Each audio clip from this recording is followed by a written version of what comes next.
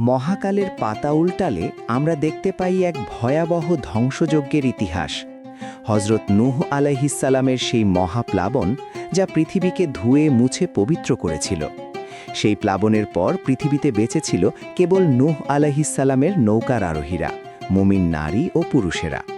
পৃথিবী তখন শান্ত, পবিত্র। কোথাও কোনো মূর্তি পূজা নেই, শিরক নেই, নেই কোনো অত্যাচার। সবাই এক আল্লাহর ইবাদত করে। এভাবেই কেটে গেল বহু বছর। নূহ আলাইহিসসালামের ইন্তেকালের পর কেটে গেল আরও কয়েক শতাব্দী। মানুষের সংখ্যা বাড়ল, তারা ছড়িয়ে পড়ল পৃথিবীর নানা প্রান্তে। কিন্তু মানুষের স্বভাব বড়ই বিচিত্র। শয়তান মানুষের চিরশত্রু। সে প্রতিজ্ঞা করেছিল বনি আদমকে পথভ্রষ্ট করার। নূহ আলাইহিসসালামের প্লাবনের শিক্ষা মানুষ ধীরে ধীরে ভুলতে শুরু করল। একসময় যে জাতি আল্লাহর ভয়ে কম্পমান ছিল, তাদের পরবর্তী প্রজন্ম আবার অন্ধকারের দিকে পা বাড়াল। আর ঠিক এই প্রেক্ষাপটেই ইতিহাসের রঙ্গমঞ্চে আগমন ঘটে হজরত হুদ আলাইহিসসালামের। নূহ আলাইহিসসালামের পরে পৃথিবীতে যে নবী আগমন করেছিলেন, তিনি হলেন হজরত হুদ আলাইহিসসালাম। আর যে জাতির কাছে তাকে পাঠানো হয়েছিল, ইতিহাসে তারা আদ জাতি নামে পরিচিত। আসুন আমরা সেই সময়ের আরব উপদ্বীপের দিকে তাকাই। ওমান এবং ইয়েমেনের মধ্যবর্তী আহকাফ নামক বালুকাময় এক বিশাল প্রান্তর। এখানেই বসবাস করত আদ জাতি। তারা ছিল নূহ আলাইহিসসালামের পুত্র সামের বংশধর। দৈহিক গঠন, শক্তি আর সামর্থ্যে তারা ছিল অকল্পনীয়। সাধারণ মানুষের তুলনায় তারা ছিল দীর্ঘদেহী বা দৈত্যাকার। তাদের গায়ের শক্তি ছিল পাহাড় টলিয়ে দেওয়ার মতো। এই আদ জাতি পৃথিবীতে এক অনন্য সভ্যতা গড়ে তুলেছিল। তাদের শহর ছিল ইরাম। পবিত্র কোরআনে এই শহরকে ইরাম আজাতিল ইমাদ বা স্তম্ভ বিশিষ্ট ইরাম বলে উল্লেখ করা হয়েছে।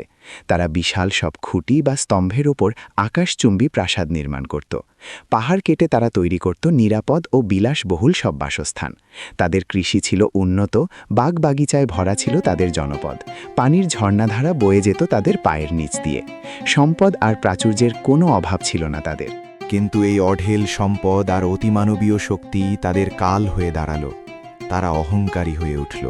তারা দম্ভ করে বলতো, মান আসাদ্দু এন্না কুয়া, অর্থাৎ আমাদের চেয়ে শক্তিশালী আর কে আছে। তারা ভাবত তাদের এই সুউচ্চ প্রাসাদ আর পাহাড় সমদেহ তাদের যে কোনো বিপদ থেকে রক্ষা করবে। মৃত্যু বা পরকাল নিয়ে তাদের কোনো মাথা ব্যথা ছিল না। তারা মনে করত এই পার্থিব জীবনই সব, এরপর আর কিছু নেই। সবচেয়ে ভয়াবহ যে বিষয়টি ঘটল তা হল শিরক বা অংশীবাদ। নূহ আলাইহিসসালামের প্লাবনের পর আদ জাতিই ছিল প্রথম জাতি যারা পুনরায় মূর্তি পূজা শুরু করল। তারা এক আল্লাহকে ভুলে গিয়ে নিজেদের হাতে গড়া মূর্তির সামনে মাথা নত করতে শুরু করল। তাদের প্রধান মূর্তিদের নাম ছিল সদ, সামুদ এবং হবা। তারা মনে করত এই মূর্তিগুলোই তাদের বৃষ্টি দেয়, ফসল দেয় এবং বিপদ থেকে রক্ষা করে। সমাজে শুরু হলো চরম অরাজকতা। সবলহা দুর্বলদের উপর অত্যাচার শুরু করল। ন্যায় বিচার উঠে গেল। শক্তির দাপটে তারা মানুষকে পোকার মতো মনে করতে লাগল। তাদের বিলাসিতা আর অপচয় চরমে পৌঁছাল। তারা উঁচু উঁচু পাহাড়ে বা টিলায় অহেতুক বিশাল সব ইমারত তৈরি করত শুধুমাত্র নিজেদের শান শৌকত দেখানোর জন্য, যার কোনো প্রয়োজন ছিল না। পৃথিবী যখন আবারও পাপে পূর্ণ হয়ে গেল, যখন তাওহীদের আলো নিভে যাওয়ার উপক্রম হল, ঠিক তখনই মহান আল্লাহ তার অসীম করুণায় তাদের মধ্য থেকেই একজনকে নবী হিসেবে মনোনীত করলেন। তিনি হলেন হজরত হুদ আলাইহিসসালাম। হুদ আলাইহিসসালাম ছিলেন তাদেরই ভাই, তাদেরই গোত্রের একজন। সম্ভ্রান্ত বংশের সন্তান, চরিত্রবান এবং সত্যবাদী হিসেবে তিনি পরিচিত ছিলেন। হজরত হুদ আলাইহিসসালামের আগমনের মূল কারণ ছিল আদ জাতিকে এক আল্লাহের দিকে ফিরিয়ে আনা এবং তাদের অহংকার চূর্ণ করে সঠিক পথের দিশা দেওয়া।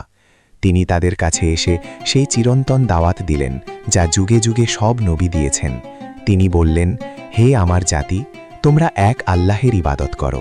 তিনি ছাড়া তোমাদের আর কোনো মাবুদ বা উপাস্য নেই। তোমরা কি তবুও তাকে ভয় করবে না? হুদ আলাইহিসসালাম তাদের বোঝাতে লাগলেন। তিনি বললেন, তোমরা কেন প্রতিটি উঁচু স্থানে অহেতুক স্তম্ভ নির্মাণ করছ?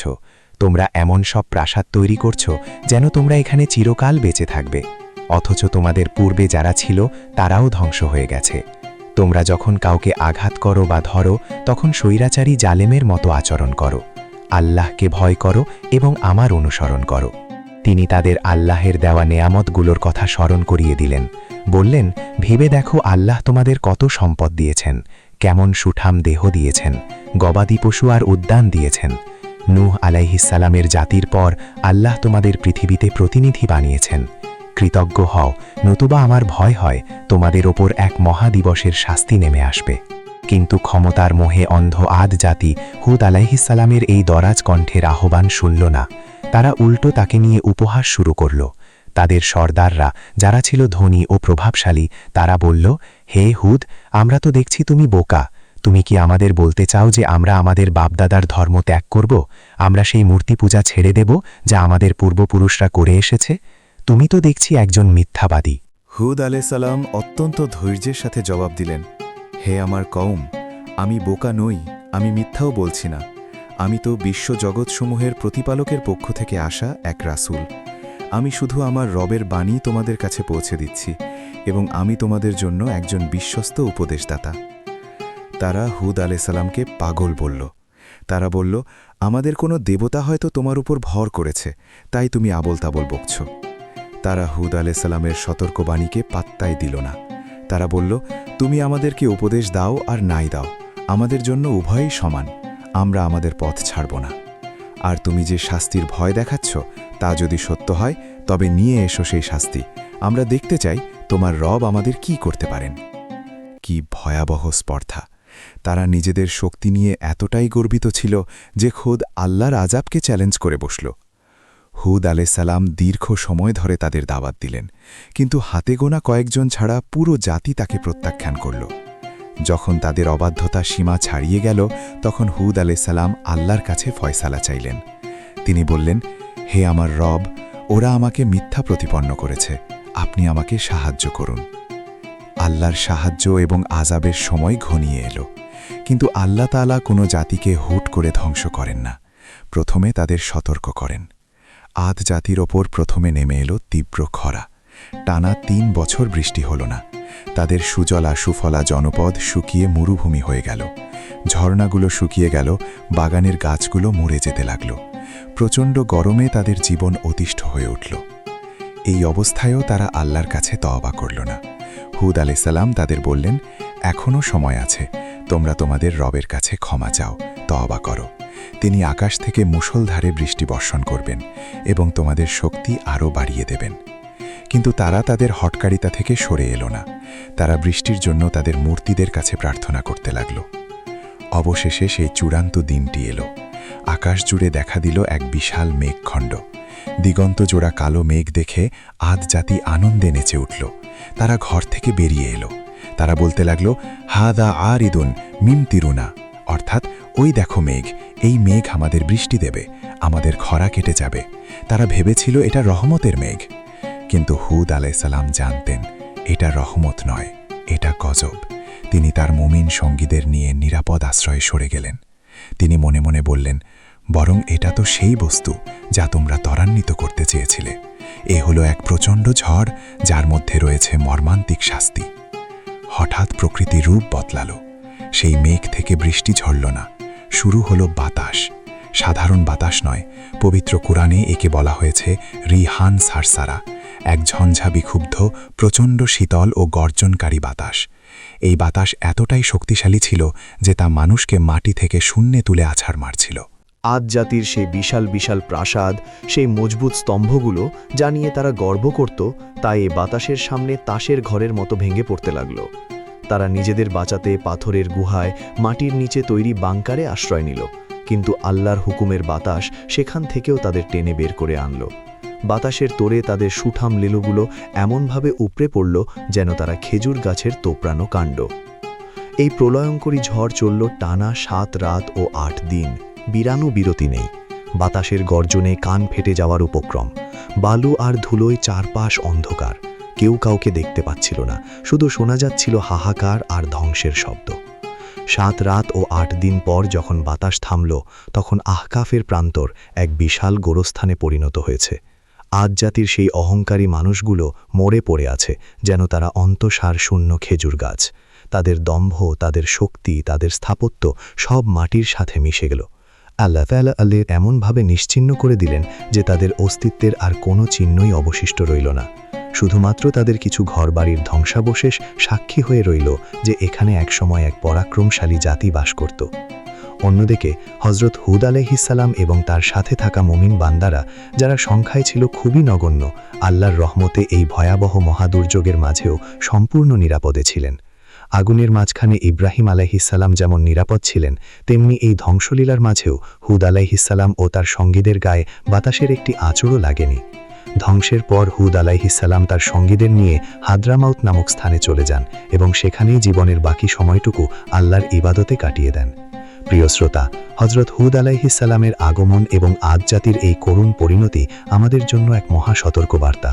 এই ইতিহাস আমাদের শেখায়, দৈহিক শক্তি, প্রযুক্তি, অর্থবিত্ত বা ক্ষমতার দম্ভ কোনো কিছুই আল্লাহ তাআলার শক্তির সামনে টিকতে পারে না। আদ জাতি ভেবেছিল তাদের কেউ হারাতে পারবে না, কিন্তু তাদের ধ্বংস করে দেওয়া হলো এমন এক অদৃশ্য শক্তি বাতাস দিয়ে, যা তারা চোখেও দেখত না, অথচ যা ছিল তাদের বেঁচে থাকারই প্রধান উপকরণ। আদ জাতির মতো শক্তিশালী জাতিও আল্লাহর আযাব থেকে রেহাই পায়নি। ইতিহাসের এমন আরও শিক্ষণীয় ঘটনা জানতে আমাদের চ্যানেলটি সাবস্ক্রাইব করে পাশে থাকুন। নবী রাসূলদের জীবনী এবং হারানো সভ্যতার অজানা ইতিহাস জানতে এখনই সাবস্ক্রাইব বাটনটি প্রেস করুন। ভিডিওটি ভালো লাগলে লাইক দিন এবং কমেন্টে লিখুন আল্লাহু আকবার। পরবর্তী ভিডিও মিস না করতে চাইলে সাবস্ক্রাইব করে বেল আইকনটি বাজিয়ে দিন। আপনার একটি শেয়ার হয়তো অন্য কাউকে সঠিক পথের সন্ধান দিতে পারে। ইজানে সত্য ইতিহাস প্রচারে আমাদের সাহায্য করুন। চ্যানেলটি সাবস্ক্রাইব করুন। আজকের পৃথিবীতেও আমরা যখন আমাদের ক্ষমতা, অট্টালিকা আর প্রযুক্তির বড়াই করি, তখন আমাদের মনে করা উচিত সেই ইরাম শহরের কথা, সেই আদ জাতির কথা। তাদের অপরাধ ছিল স্রষ্টাকে ভুলে যাওয়া, সৃষ্টিকে পূজা করা এবং দুর্বলদের ওপর অত্যাচার করা।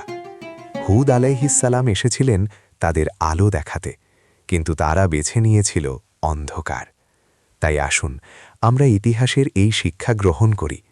আমরা যেন আমাদের সম্পদ আর শক্তির বড়াই না করি। আমরা যেন আমাদের রবের প্রতি কৃতজ্ঞ হই। কারণ নূহ আলাইহিসসালামের পর হুদ আলাইহিসসালামের আগমন এটাই প্রমাণ করে যে মানুষ যখনই পথ হারায়, সৃষ্টি থেকে বিচ্যুত হয়, তখনই সংশোধনের ডাক আসে।